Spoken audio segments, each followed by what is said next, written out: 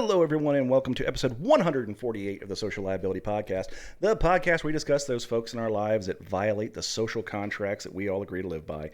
I am your host, The Raz, with my co-host, The Buck, bringing you new and interesting tales from the far reaches of the internet. And if you've listened to the podcast for any length of time at all, really, because I don't think we can go much more than, 6-7 episodes, Buck, without a Rent-A-Hitman.com story?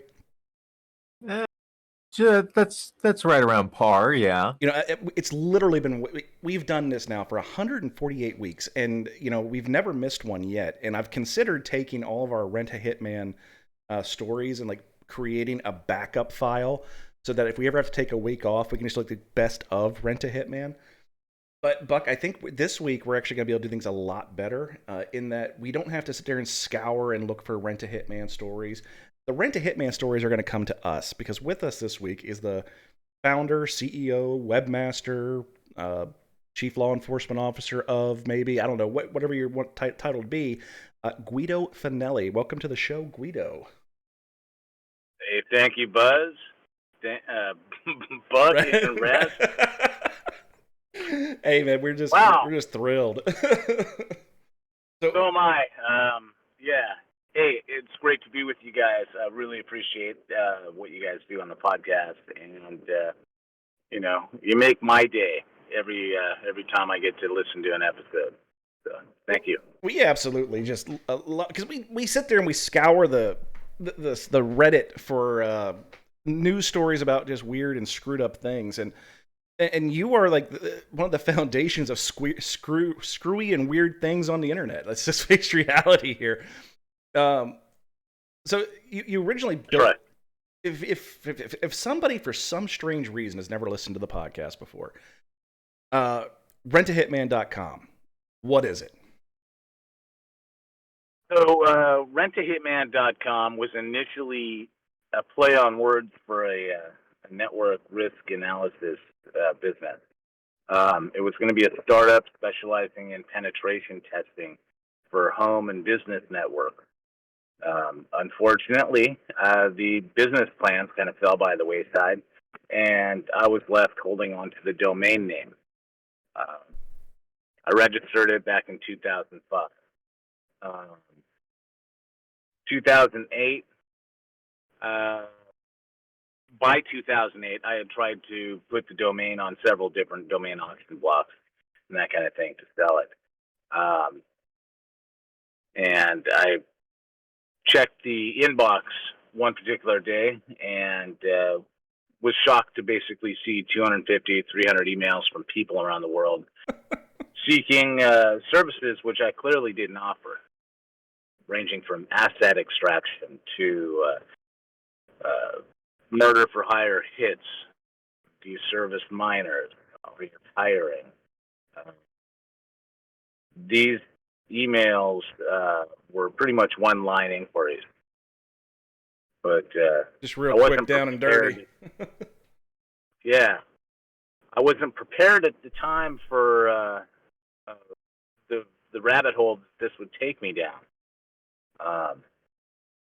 In 2010, I received an email from a woman from the UK, stranded in Canada, and she essentially wrote a very lengthy email indicating that she wanted 3 family members murdered. They were in the UK. She provided names, addresses.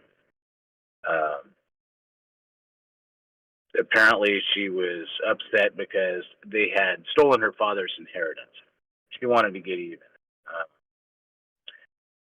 She sent a second email, kind of rambling. A little bit later in the day, had more information, easily corroborated information.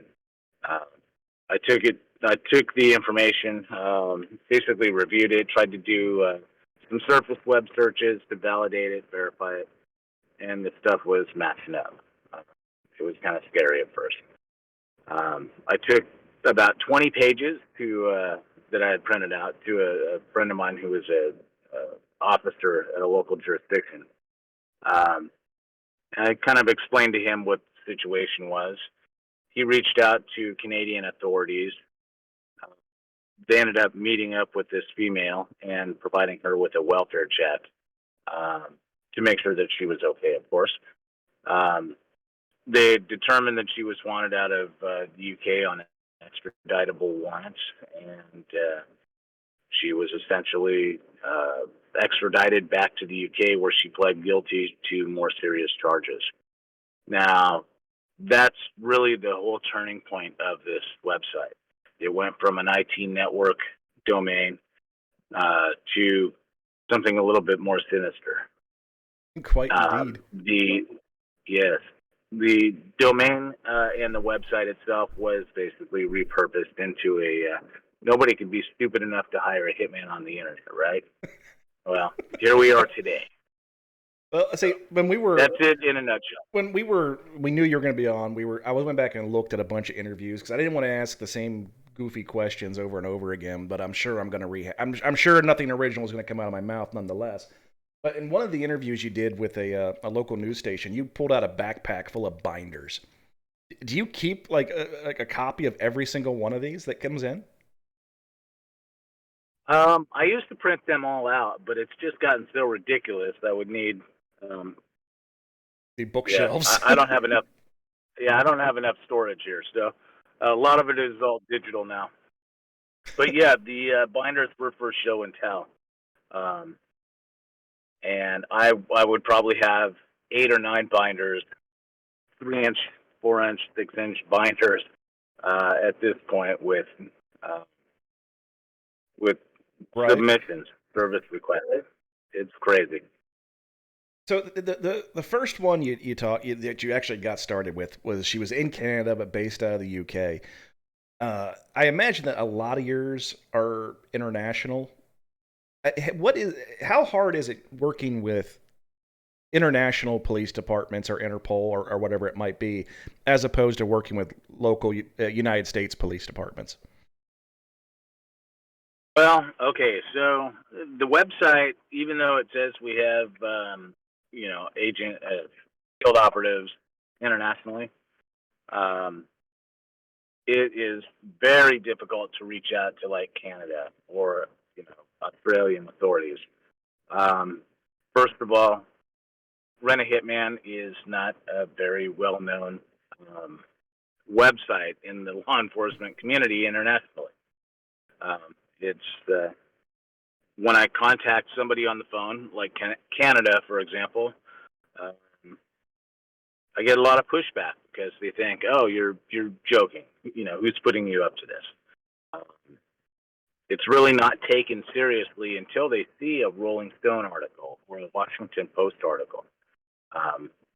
That lends its credibility to it, and then they see the threats and they act accordingly. But I need liaisons in different parts of the world that can report this stuff and take action on them. And so far, I don't have that backup yet. Domestically, I'm just fine. Oh no, I think we lost Guido. Quite a there he is. Strong support group. Yeah. So domestically, it's no problem getting anything reported. So, internationally, it's a pain in the butt.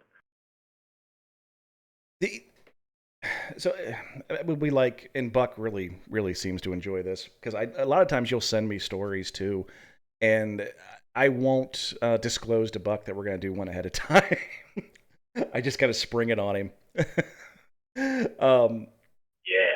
And a lot of those, you tell, I'm trying to think of how you worded it, so without sounding too cheesy here. You tell me that the person, isn't going to get arrested, they're going to get help. And I think that's a big thing because we talk about mental health on the show quite a bit. Is it more often than not that the people, are in need of some kind of mental health treatment and they get it, or is it, more often that they just get arrested for a murder for hire attempt? No, in fact, a lot of these mental health is certainly an issue. Obviously, you look at a case down in New Mexico, for example. There was a gentleman well, call him that loosely. Loose term. But he wanted to take out his mother-in-law. Yeah, he wanted to have his mother-in-law, or soon-to-be mother-in-law, murdered. He apparently had some long-standing mental health issues, and it was determined that he's not even capable of standing trial. He's mentally, I forgot the terminology, guys, but he's going to get the help that he needs. Yeah. Other cases, I will ask for a welfare check, and if there's any CHS, criminal history, or anything like that, then the police determine whether they're going to go down the welfare check road or actually turn this into a more severe case. So it varies by situation. Is it? Do you find it more often than not? It's older folks like in the established adults perhaps, or maybe teenagers are more the demographic that you end up getting in. It's kind of weird. I was looking at the demographic the other day, demographics, and it's kids and adults ranging from junior high schoolers all the way up to seniors. I'm working on a service request that came in from a 64-year-old female yesterday. And she seems pretty serious. But it's people from all different walks of life. They walk among us. They live among us. They really do. And Buck and I have worked in a prison together. I was in other forms of law enforcement, and there's times where you see people that, and you have the interactions with them, and you're like, this is completely a normal interaction. You wouldn't suspect anything. Then you find out this person's killed 3 people. And they there's no like look in their eye like that's a killer. We had one instance. We had these 2 minors that their intention had been to rob a trading post. That's what they called it in Pennsylvania. It was a pawn shop. This is called Reality, what it is. The initial plan had been to rob the pawn shop to get some more guns, and then they were going to a Catholic high school, and that was their ultimate plan. Was they had a car full of pipe bombs, and they could get some more guns. They were going to this Catholic high school that they went to. But typically, when you want to rob someplace, a pawn shop that is also a gun store is probably not your best choice. It did not end well. Totally, they didn't think that one through. No, they didn't think a whole lot through. But there was a younger one and older. How old were they, Buck? Like 15 and 16? 15 and 16. Yeah. And they both got put into an adult facility because what the hell else do you do with them? And the 15-year-old was one of the smartest kids you're ever going to meet. He really was. And he was pleasant. He was never a problem for anybody. The 16-year-old liked to crawl around on the floor and talk to bugs. So, wow. Yeah, it was the 15-year-old. The 15-year-old is my Facebook friend. Yeah, I not even kidding. Mm-mm. Sorry, can't do that one. Can't do that one. Hey, you know what? Yeah. He did his time. He got punished, and he learned his lesson. He came out, and he's a good man. Yeah, I've gone through. He's doing good. I've gone through great lengths to keep my personal life out of the hands of convicts and whatnot. Hell, nobody even knew my wife was pregnant with my oldest son, and they wouldn't have, except on the day he was born. The first blood stick he needed was by a former CO who was married to a current CO. So that was the only way anybody even found out that I had a kid. I was like really like an enigma. There was all these like backstories that people were making up about me. They all thought I was older than I was. They all thought I was special forces. I mean, it was like, really? I got a pot belly, dude. I was the polar opposite. And thank goodness, because my cheery attitude and wonderful disposition within the confines of the walls of prison was what kept me in business whenever my crippled ass had to leave there and get my job as a financial advisor. Some of those fellows became some of my best clients. It was, as long as you didn't ask where they got their money. It's all about you know what? networking, guys. So It really is. You know, it's like, lawyers, doctors, they go to jail too. This is true. You know, And car salesman. yep. Um, so my wife asked this morning, and she got your questions ready. I got a couple, and she goes, "Well, ask this: has he ever had any failed attempts where somebody has contacted you, you've reached out to law enforcement, and you were unable to stop it? It actually, when it happened, somebody got murdered." I have never heard of any failed attempts from cases that I have referred. Um, Normally, when the information is okay, so first of all, let me just kind of back up here and clarify. When a service request comes in, I ask two questions. Do you still require services? Would you like me to put you in contact with the field operative? It's up to the solicitor at that point to say, haha, I was just kidding, turn and walk away. I file it. That's right. Okay, it goes in the can. However, if they come back and they say, yes, I'd like a field operative to contact me, that's when I take it to the next step in most cases. Once it's reported, I get a case number and I basically wash my hands of it. I have never heard of any of these cases, referrals, service requests. I've never heard any of them come back where there's actually been a victim. So, God forbid, nobody gets hurt with this. We're trying to prevent murders and that kind of thing. But at this point, I haven't heard of anything going south. Guido, congratulations. You have a 100% success ratio. Thank you. And if you might actually have the real number, but if you had to guess, if you don't, how many different cases have you referred to law enforcement over the years now? It'd be close to. We're probably talking here domestically, probably 75 cases have been referred to law enforcement. That number is really from about 2018 to present. Just to kind of put that number in perspective, so far this year, we're in October, 38 cases have been referred to law enforcement. 38 service requests from individuals to the world, let me take that back. 37 from the U.S. There was one in Canada that was referred successfully. Quite the uptick. Booming. Quite the uptick. Yeah. I think the media attention, some of the stories that are out there, are what's probably fueling the website.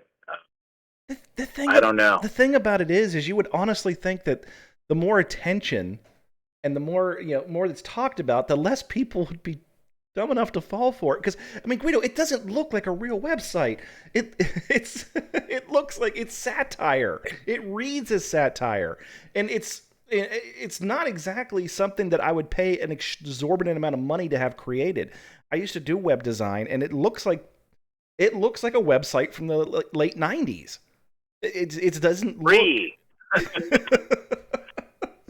It is, but it's intentional. It's a bare bones website. It's meant to look as amateurish as absolutely possible. There are perhaps grammatical issues. Obviously, there's some.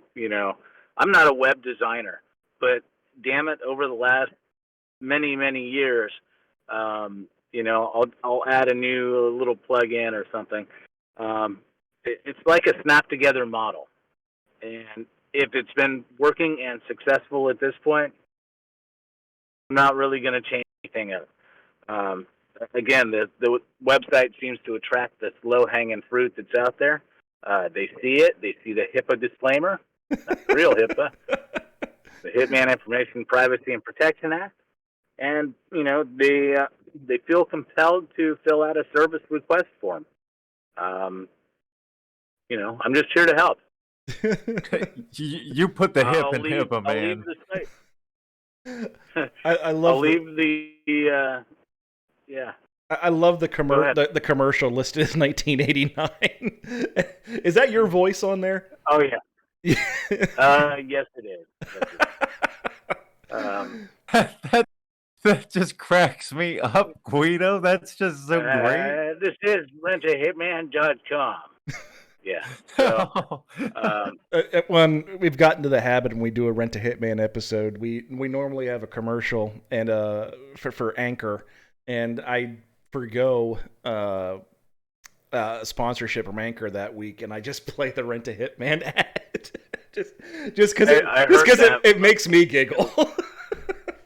It was awesome. Thank you. It just makes me smile, so that's why. Okay. That's video.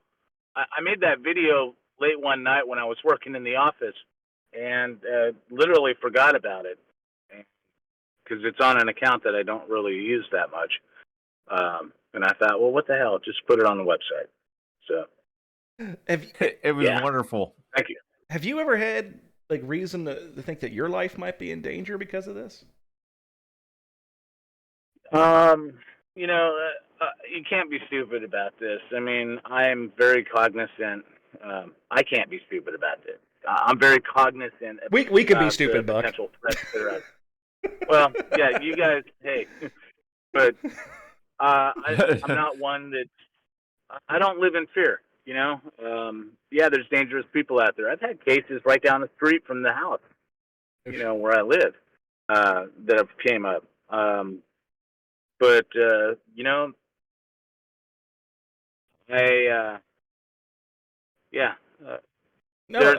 threats out there every day. So. There is. So now that we've got all that out of the way, so typically, sometimes I don't say typically, I say sometimes I get stories that you, as Buck likes to call it, helicopter into us before they really hit the media, which is awesome. We're hey, we got exclusives. We're great. Oh yeah, man. Oh yeah. Do you have any that are not really publicized right now that you can talk about? I can give you little tidbits from a few cases. So I think let me start with one out of Canada here real quick, because this is the international case that was kind of reported earlier this year. There's a kid in Canada, Ontario, I believe. His name was Kyle. And Kyle was upset with the Prime Minister of Canada. Holy shit, go big or go home, kids. Yeah. So Kyle filled out a form and indicated that, quote, I would like someone to kill the Prime Minister of Canada, Justin Trudeau. And he he names him. Kyle clearly didn't think this through. What kind of money you got, kid? God. Yeah. So he filled out the information using his real name, using his real address. They don't even have HIPAA up in Canada, but that didn't stop this guy. So as far as the reporting process was concerned, this one was very straightforward. I believe it was handed off to the RCMP up north. Mm-hmm. Up in meeting with Kyle. What I have no idea, but Kyle had requested the services. He definitely got the best customer service experience, kid. There's been several others. Family court's always kind of a stressful situation. And so in Tennessee, there was a kid. I have his information right in front of me, but he essentially had decided with his father that it would be a good idea to threaten the family court judge.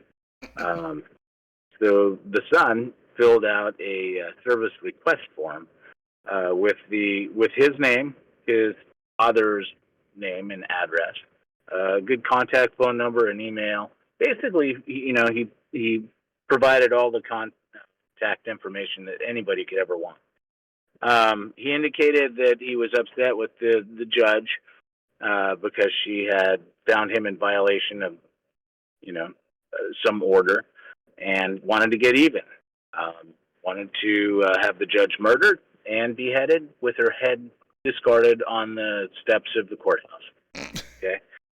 At least it was detailed, I guess. Yeah, he went into great detail. So obviously, anytime you're threatening a public official like that, I'm not going to wait for your response at this point. It's automatically reported. And now since it's a judge, that goes straight to the FBI, does it not? This one, I actually went to contact local jurisdiction, kind of pointed me in that direction, which I thought was unusual. But once I got in contact with the county in Tennessee, they one detective had me on the phone, another detective was walking down the courthouse, and it was a plan and action immediately. And ultimately, the website had captured the IP address and all the information on the solicitor, and they were able to ultimately make an arrest after interviewing the son and the father. They had both admitted to conspiring to harm the judge. So they're in their own deep shit at this point. So the father was in on it too. Wow. Yeah. Wow. So apparently stupidity runs in the family. Apparently it does, and yeah. Shallow end of the gene pool. That's not the only judge that is. Yeah, that's not the only judge that's been threatened. The Parkland shooter judge, the judge Elizabeth Scherer, had a threat recently come in, which was promptly taken care of too by sheriff's department in Florida. So I'm shocked that one didn't make national news. The fact that somebody made a threat against her like that, especially when your website's involved. Yeah, apparently this wasn't the only threat that they were working. The detective with the, I believe it's the threat management department, said that there were a lot of threats that they were working, and this was just one of the many. So I'm sure. Anytime you get any kind of notoriety of that nature, it's high profile. Yeah, you're gonna get those. It's the funny thing is when we talked about those two kids earlier, they were getting fan letters. People they went to school with that they were going to fucking murder were writing them writing them love letters. It was like, really? There's people just ain't right, man. Just ain't right at all. Yeah, that's for sure. That's for sure. There's some of the cases, some of the service requests that have come in have been from people that are victims of bullying at school, for example. They want to take out their school bully. Some of which have been, the service requests have been submitted from school computer. Okay, captures the IP address. So that's easily traceable, from their IT administrator. The kids that have submitted service requests, they're the toughest ones to kind of handle. It could be a cry for help. Maybe there's some abuse going on. Maybe there's some mental health issues going on. Those are the types of scenarios that have to be handled with kid gloves. And in most cases, I will ask that the law enforcement does a welfare check on them, to determine if they're okay or not. It's left to the complete discretion of the investigators to determine whether it's going to be more of a criminal case or a kind of a welfare check. So, And hopefully they do just at least a cursory background check on the information that you're giving them about the website and everything like that.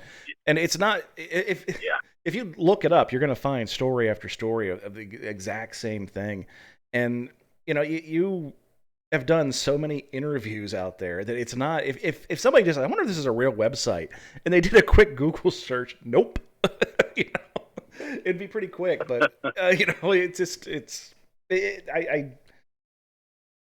the people that are doing this, they probably truly need help more than anything.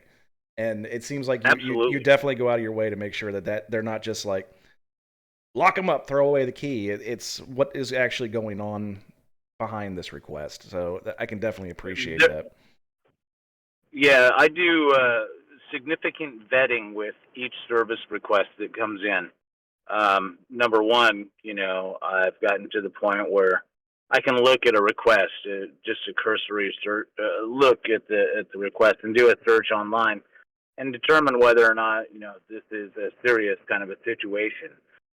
Whether or not the people are connected through social media, Facebook, whatever, whether they live close to each other in proximity or work at the same location or go to school. I can kind of build the story and kind of, at that point, make a determination whether this is serious and needs to be referred or whether this is just turning into a hoaxish, Well, I imagine the vast majority of the submissions you get are just people playing with the website. So you got to vet. That's correct. About 90% are. You got to vet them out a little bit. Oh yeah, of course. You can only kill SpongeBob so many times. So. Yeah. How many have you got for Caillou? Believe it or not, I think in the early days I got a couple. That's because it was kind of a running joke in our family, and my kids have submitted one. So yeah, yeah, boy, Caillou. My wife does not like Caillou. I don't think anybody actually does. We banned Caillou in our house when my oldest was born because he watched it one time, and I was like, no. This whiny little shit. No. Yeah. Exactly. I have twin 14-year-old boys, and Caillou is kind of on the banned list here too. So. No. Yeah. Book banning, hard no, but TV show banning. Let's get on board. That's a whole other thing. Yeah. So, with the requests that come in, they're vetted. They're once the information is corroborated, I'll typically send out an email to the solicitor and I'll ask, do you still require our services, and would you like me to put you in contact with the field operative? Now, this is their time to shine at this point, and A, yes, again, they have figured it out. Haha, it's a joke. Okay, go away. Or B, yes, I really want your help. Have a field operative contact me by phone, text, email, or in person, whatever the options are. Those are the people that I have no problem putting in contact with the field operative, because if I didn't get this email or the service request, they could have gone somewhere else. Maybe they did go somewhere else. Maybe they went to the dark web. I don't want to see anybody hurt. So I do my due diligence to ensure that the information is valid, and I refer it off to investigators for that free consultation. So when I contact a law enforcement agency, I hand it to them basically on a silver platter. This information has been vetted. You guys do what you have to do, but this is what's up. So now, I remember one of the cases that you had was a dad was going to off his son because he was gay or something like that. I can't remember the exact specifics.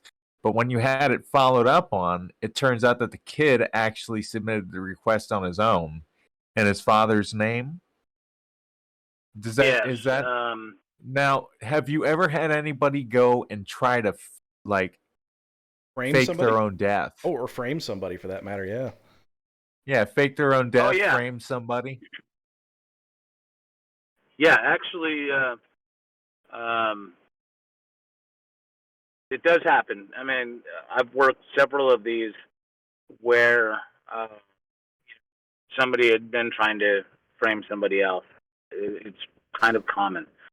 Um, there was a perfect example. There was a convicted sex offender living in Chicago, and apparently he had a relationship with a female, and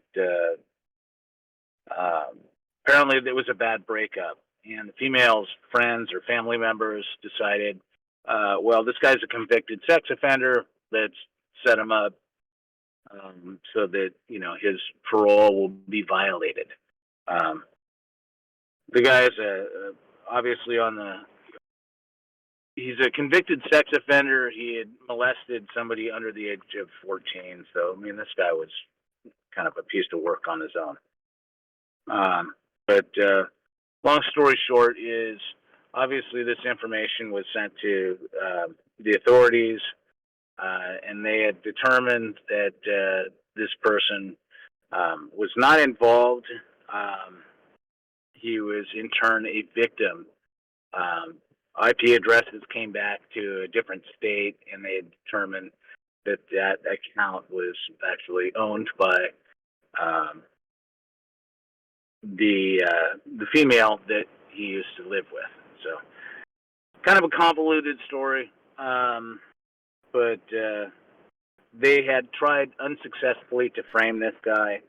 Oh yeah, an important fact is these emails or the communication took place over the course of a couple of weeks. At one point, um, they had, or the framing person, sent an email containing child pornography. Oh, Um, way to dig that hole. yeah. So yeah, they dug it with a bulldozer at that point because obviously that is a federal offense. Um, so the feds were involved, and they had arrested somebody, and they were awaiting, I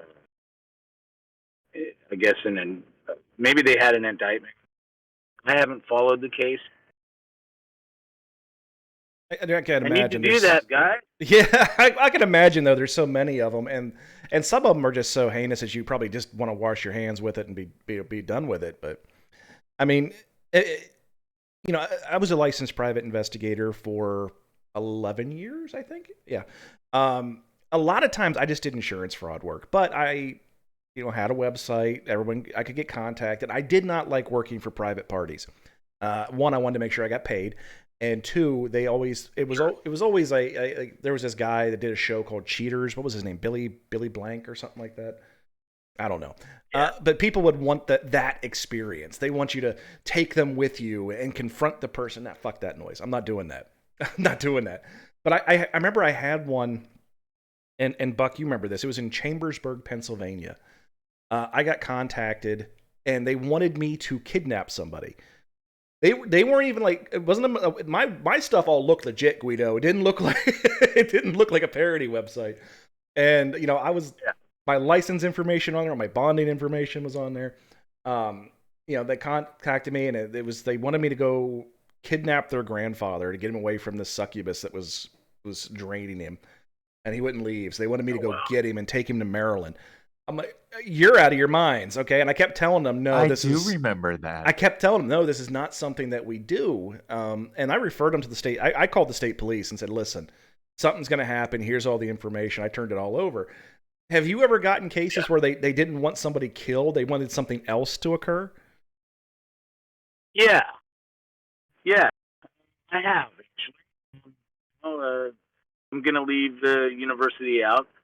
of this because it does take place at a university.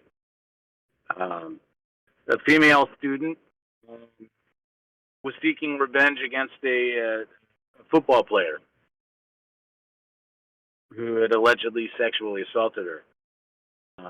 She provided all of the name information, his address, he lived off campus, the whole thing. She specifically said, "Don't kill him, but beat him so he can't play for the rest of the season." Okay. Yeah. Clearly, the threat was there, and the I don't know whether or not the sexual assault was ever documented there. So basically, I turned it over to the university police. I said, "Hey, you have a potential sexual assault revenge case here, and it's up to you guys to take care of it." Good luck. Yeah. Um, oh yes. By the way, that submission was also submitted from an IP address that belonged to that university. Very prestigious university, but Jeez. so. Well, let's take a.